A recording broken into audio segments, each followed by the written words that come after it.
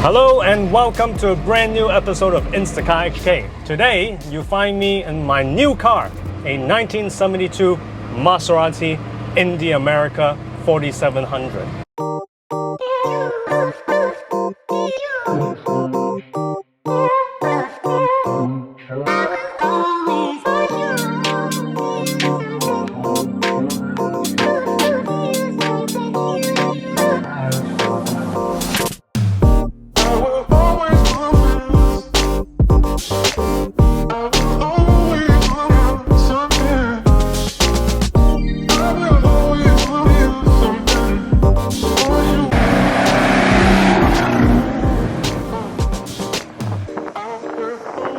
Now, of course, a lot of you have seen this car before, and it's actually one of the very first cars we featured on this channel back when we were still doing videos in Chinese. It's owned by a very good friend of mine called Keith, who's the chairman of the Classic Car Club of Hong Kong.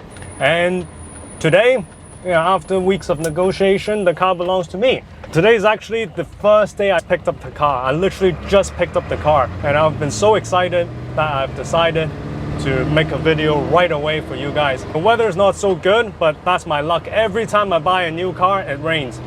Anyway, brief history. The Maserati Indy was produced between 1969 to 1975. It is a proper four-seater sports car based on the then Maserati flagship model, the Maserati Ghibli.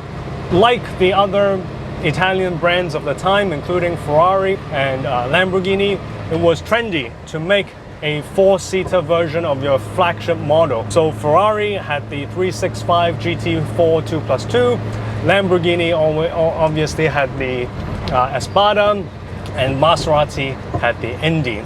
Now, during its production period between 1969 and 1975, there were actually three versions of the Maserati Indy, mostly differentiated by the engine capacity. Early models, the very early models were 4.2 liter.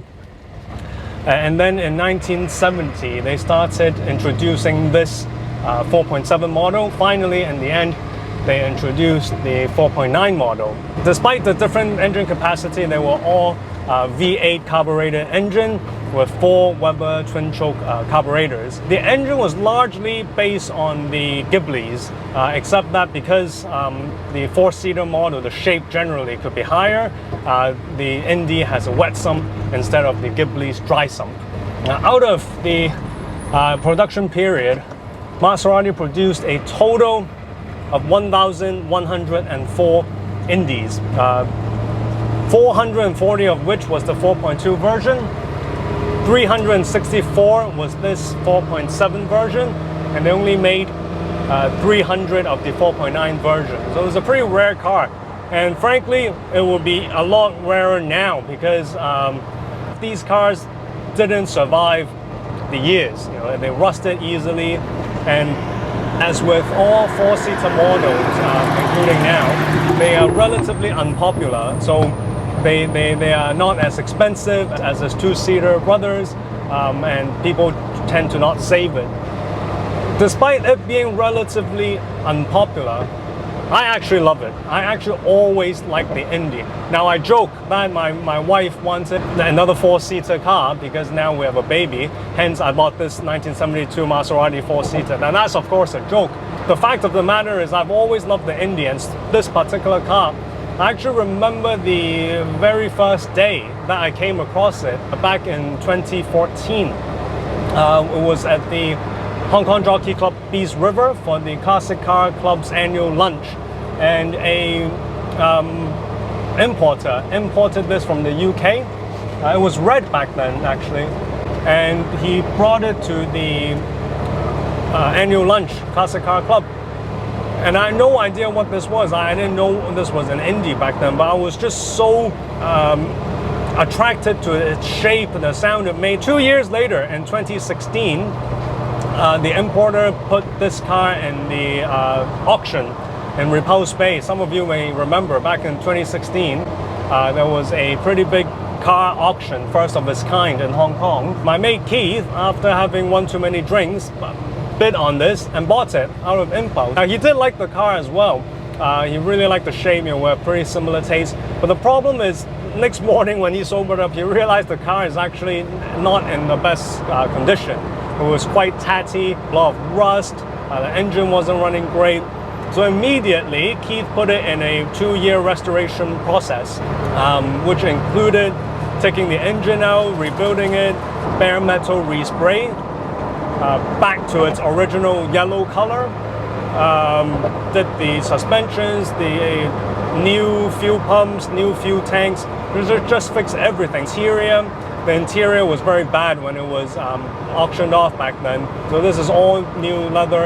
And we know that this car is actually back to its original spec, yellow with black interior, because this actual car was featured in an old issue of Classic Car magazine in their Indy buying guide article. So after the 2-year restoration, this car actually joined me on the Australian version of the Targa Florio back in 2018. For my long-time followers, you may recall that back in 2018, I brought my Ferrari F430 to Australia, Melbourne for a 1,000 km rally called the Targa Florio Australian Tribute. And Keith bought this along, being one of 3 Hong Kong entries.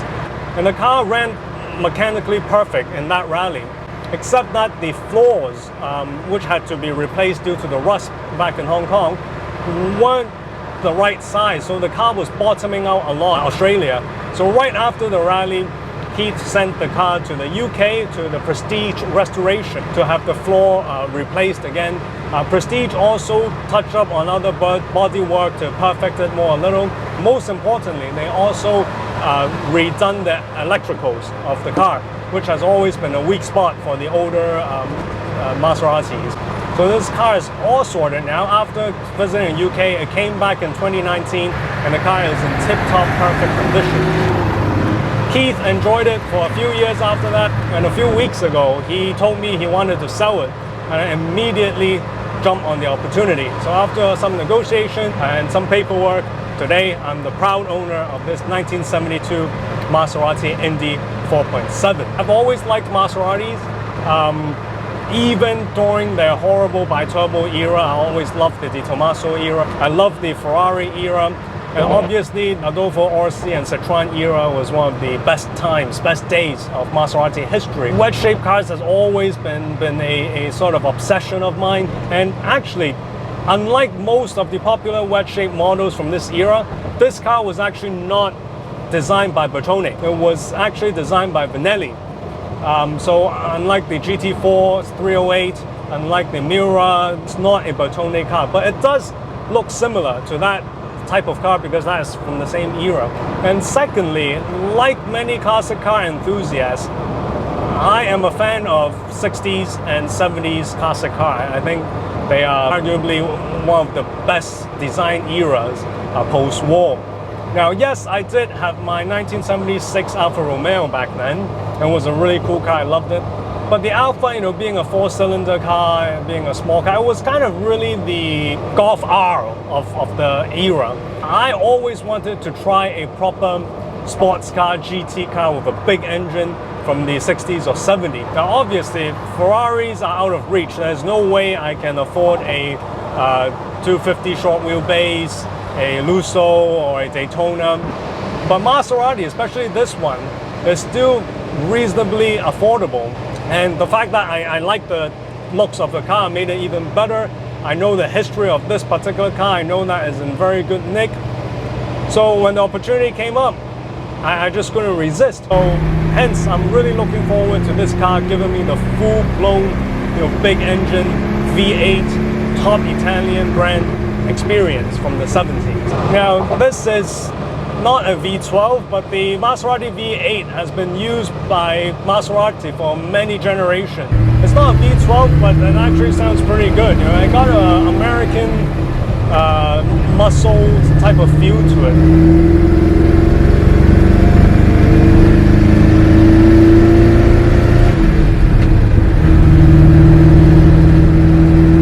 Hope you guys liked the video. If you did, please give us a like and subscribe. Please remember to click the bell button next to the subscribe button so you know when our new videos will be coming, which will be soon. Thank you.